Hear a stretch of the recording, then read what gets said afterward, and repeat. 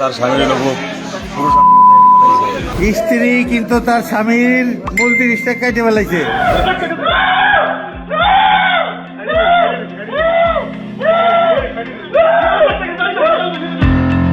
একজন পুরুষের প্রশান্তি আর বিশ্বাসের জায়গা তার প্রিয়তমা স্ত্রী, কিন্তু সেই বিশ্বস্ত স্ত্রী কখনো কখনো হয়ে ওঠে হায়নার মতোই হিংস্র। সেই হিংস্রতায় এবার ফরিদপুরে স্বামীর কেটে ফেলার অভিযোগ উঠেছে। তবে এই ঘটনায় পুরুষের দায়ও কম নয়। তবে কি কারণে এমন ঘটনা আর কি বলছেন স্থানীয়রা? চাঞ্চল্যকর এমন ঘটনায় অভিযুক্ত নারীও জানিয়েছেন ঘটনার নেপথ্যের কারণ।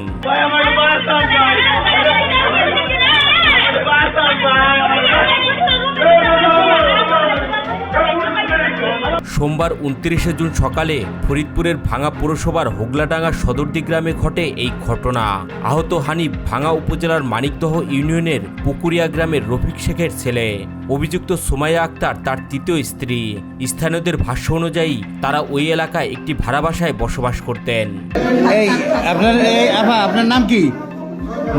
নাম ঠিকানা দিয়ে দিন। স্ত্রী কিন্তু তার স্বামীর মূল জিনিসটা কেটে ফেলাইছে, এই জন্য কিন্তু পুলিশ আসছে। দর্শক আপনারা দেখতে পাচ্ছেন এই যে সেই মহিলা। জানা যায় হানিফ পেশায় একজন কসমেটিক ব্যবসায়ী।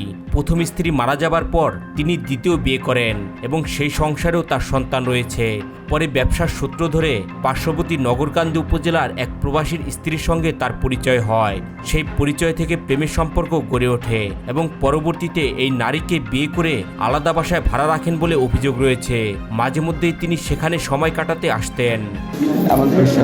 বুঝতে পারছেন আপনাদের যে ইটা ব্যবহার করছেন ওটা করে একটু দেখেন, কোন দেখা ফেলাইছেন একটু দেখান কোন দেখা ফেলাইছেন। আপনারা এখানে আসেন প্লিজ। যান যান আপনি যান যান, তোমরা আইছো না, কেউ আইছো, কেউ আইছো না।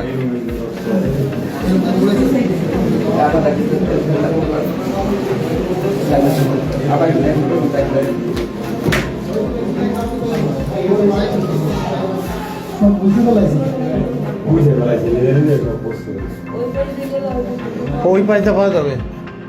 আচ্ছা আমি ব্যবস্থা করতেছি। এই কাকা ওই পাশে একটা বেলেট ফেলেছে, নিয়ে খেতে যাচ্ছে। স্থানীয়দের দাবি তাদের দাম্পত্য জীবনে প্রায় ঝগড়া বিবাদ লেগেই থাকতো। রোববার রাতেও দুজনের মধ্যে তীব্র কথা কাটাকাটি হয়। এরপর গভীর রাতে হানিফ ঘুমিয়ে পড়লে ব্লেড দিয়ে তার অঙ্গ কেটে দেন স্ত্রী সুমাইয়া।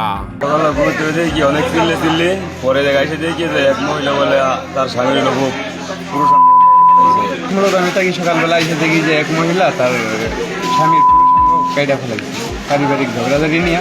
তো আমি সকালবেলা এসে দেখি মানে জড়াজড়ি হয়েছে। আমি সকালবেলা ডাকছিল, ডাকাডাকি মানে ডাকি নাই, করতেছিল। হানিফের চিৎকারে আশেপাশের মানুষ ছুটে এসে তাকে উদ্ধার করে।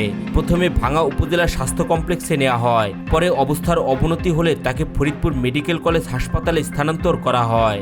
অন্যদিকে অভিযুক্ত সুমাইয়া নিজের ক্ষোভের কারণও তুলে ধরেন। তার দাবি তাকে বিয়ে করার পরেও হানিফ আরও এক নারীর সঙ্গে সম্পর্কে জড়িয়ে পড়েন। এছাড়া তাকে যথেষ্ট সময় দিতেন না। এসব কারণে দীর্ঘদিন ধরে তাদের মধ্যে মতবিরোধ চলছিল বলে দাবি করেন তিনি। এটা টোটালি রক্ত, ওই যে বিষ্ণু রক্ত মানে টোটালি রক্তাক্ত ছিল। ঘটনার পর স্থানীয়রা সুমাইয়াকে আটক করে পুলিশের হাতে তুলে দেন। একটি সম্পর্ক যখন বিশ্বাস হারায় তখন তার পরিণতি কতটা ভয়াবহ হতে পারে, ফরিদপুরের এই ঘটনা যেন তারই একটি উদাহরণ। এই ঘটনা নিয়ে আপনাদের মতামত কি কমেন্ট করে জানাতে ভুলবেন না।